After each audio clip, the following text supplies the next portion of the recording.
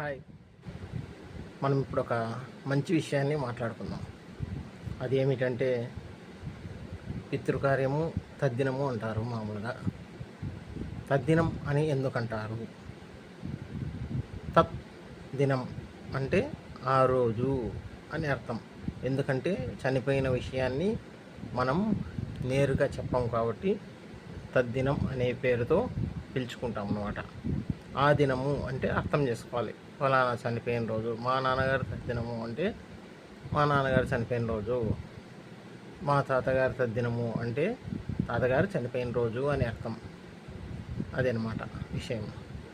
తర్వాత వచ్చేసి ఇప్పుడు మనము కొన్ని మూవీస్లో అందుకు చూస్తుంటాము. ఈ తద్దినం పేరుతో ఆహారాన్ని వేస్ట్ చేస్తున్నారు, నీళ్ళలో పడేస్తున్నారు అని చెప్పేసి మూవీలో కూడా వచ్చాయి. కానీ అవన్నీ నిజం కాదు.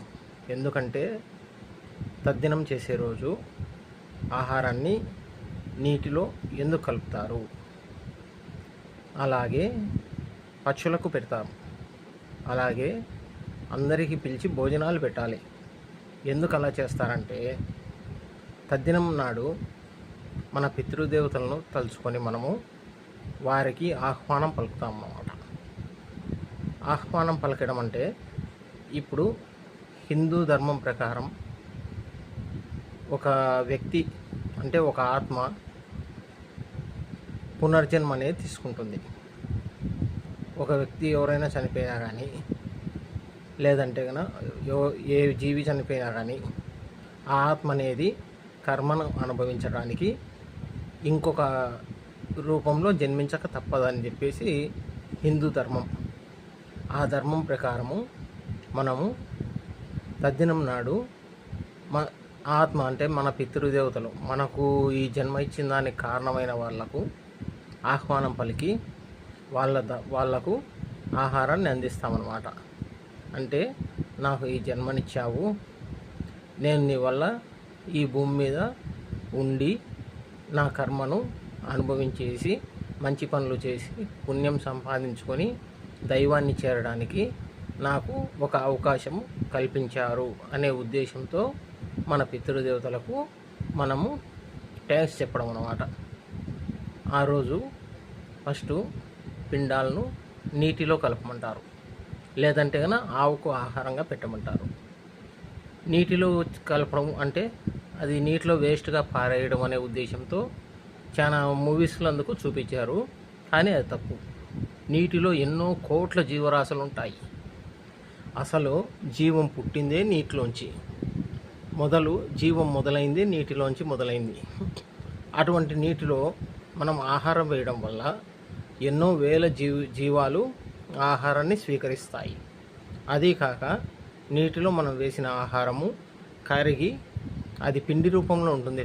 తద్దినానికి పెట్టేది ఆ పిండి కరిగి నీటిలో కలిసిపోతుంది. ఆ నీరు ఏరు ద్వారా ప్రవహించినప్పుడు అది మన పితృదేవతలకు అందేదానికి అవకాశం ఎక్కువగా ఉందన్నమాట.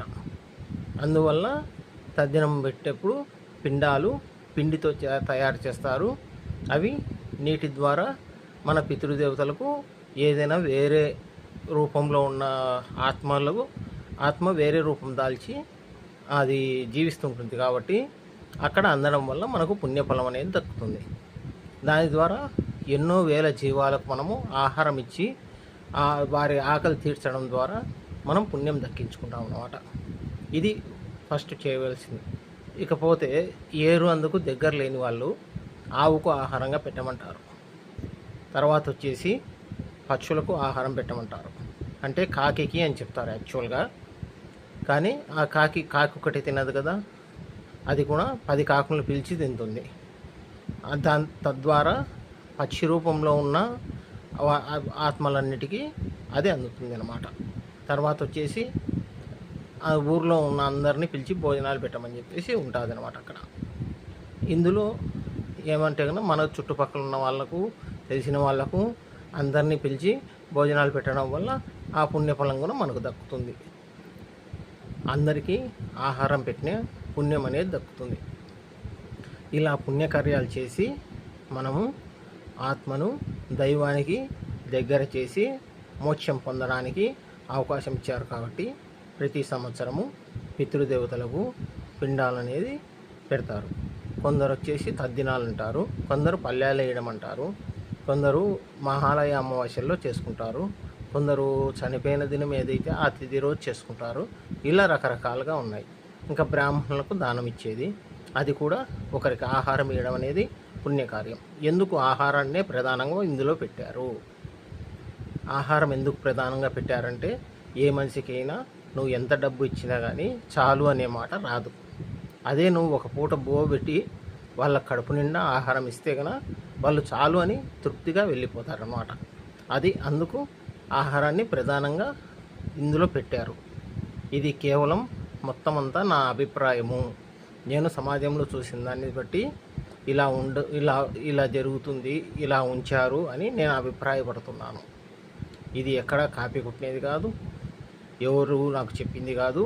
నాకు నేనుగా గ్రహించి నాకు తెలిసిన విషయాన్ని నేను అందరికీ పంచాలనే ఉద్దేశంతో ఈ వీడియో చేస్తున్నాను. ఇది ఎవరిని విమర్శించడం కాదు, ఎవరిని ప్రశంసించడం కాదు. కాబట్టి అందరూ పితృదేవతలకు ఆహారాన్ని ఖచ్చితంగా అందించండి, తద్దినాలు చేయండి, మీ పెద్దవాళ్ళను స్మరించుకోండి. తద్వారా ఈ జన్మను సాధించి ఈ జన్మలో పుణ్యకార్యాలు చేసి మనము మోక్షం పొందేందుకు వాళ్ళు మనకు ఇంకొక అవకాశం ఇచ్చారు. అందరూ మంచి కార్యాలు చేయండి. మన పాపకర్మలని తొలగించుకొని మోక్షం పొందడానికి ఇది ఒక అవకాశము. నా వీడియో చూసినందుకు థ్యాంక్స్. ఇది ఇంకా చాలామందికి పంపించండి, వాళ్ళకు కూడా తెలియని వాళ్ళకు తెలుసుకుంటారు. Thank you very much.